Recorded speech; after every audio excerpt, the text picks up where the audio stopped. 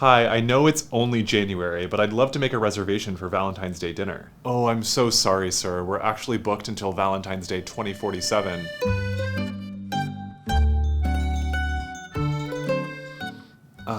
Love is in the air. Valentine's Day is right around the corner, and if you're from the United States, you might imagine bouquets of roses, boxes of chocolates, and reservations at fancy restaurants made months in advance. But these lovey-dovey and often commercialized American traditions are, for the most part, just that, American. Around the world and throughout history, different countries and cultures have put their own spin on Valentine's Day, finding unique ways to show their partners some love. Some of them are quirky, wacky, wonderful, and downright weird. In the US, associating romance and your significant other with a pig is perhaps one of the last things you want to do. This reminds me of you and the love that we share.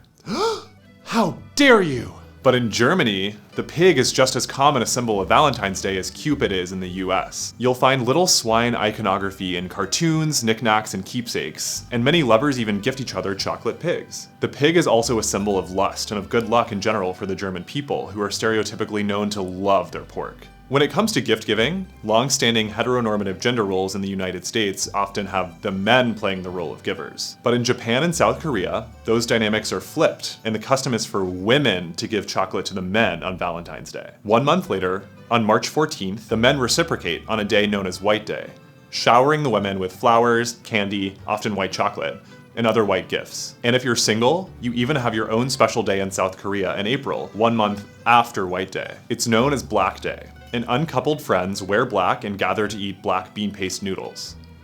I may be sad because I'm forever alone, but this food is so delicious. Speaking of eating, when you think of love, do you often think of dining utensils? Yeah, me neither. But in Wales, the Valentine's Day equivalent is all about the humble romantic spoon. Not that kind.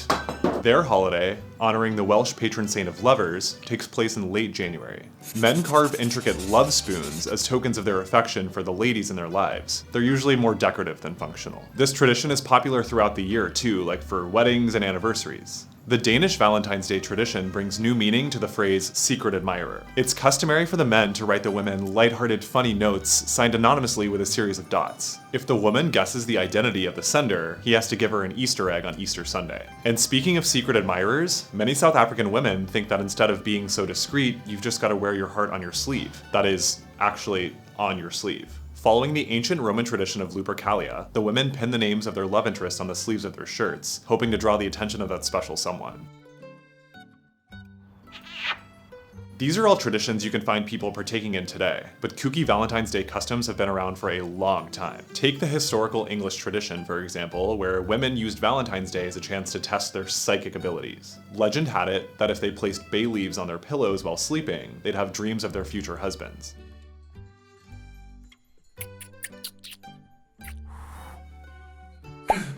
Other interesting traditions from the past include the French loterie d'amour, or lottery of love. Unmarried men and women would shout at each other from houses across the street and then pair off, but the men who decided that their chosen partners weren't up to snuff could break up the match at any time and leave the women in the dust. The women who were cast off gathered around a bonfire and burned pictures of the men who rejected them, shouting and swearing in anger. Sound a little violent to you? Yeah, the French government thought so too. It actually stepped in to ban the centuries-old tradition because it got a little too out of hand. This Valentine's Day, if your romance has gotten a bit stale, these traditions from past and present might be just what you need to spice it up. Just know that we're not responsible for any pictures of you that get thrown into a bonfire.